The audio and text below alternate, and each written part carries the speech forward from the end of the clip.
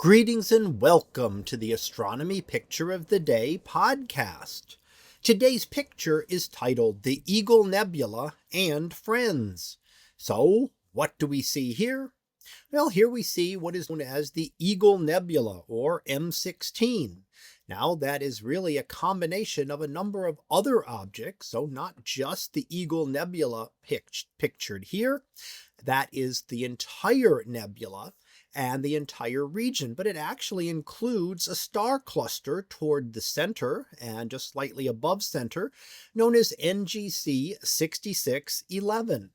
This is a very young cluster of stars and is the stars that are in the process of formation here right now.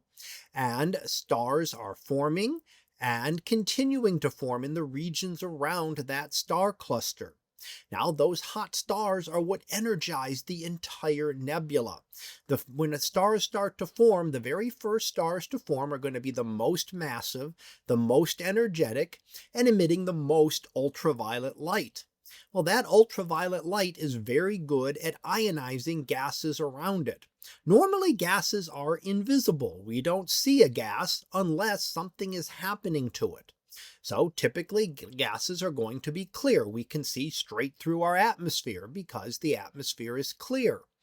Now, when we have the gases are energized, when they are excited by this ultraviolet light, that rips electrons off of the gases, and as they recombine, they give off specific wavelengths of light associated with the elements that are present there.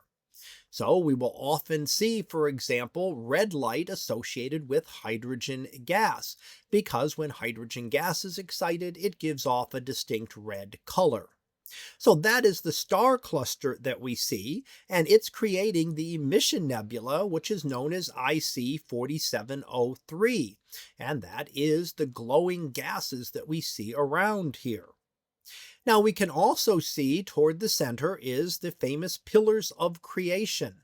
So the little tendrils sticking up pointing up toward the star cluster, and those are likely energized by the star cluster itself. At the tip of those are stars still trying to form, and the stars try to form as the stars that have already formed eat away at the material. So it becomes a race as to which one wins. Can the star collapse and form a new star before the already formed stars wipe away that material and cease star formation?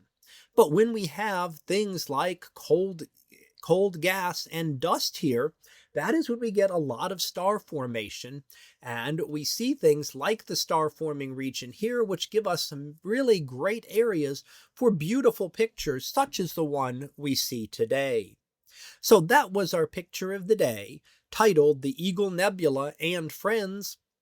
We'll be back again tomorrow for the next picture. So until then, have a great day, everyone, and I will see you in class.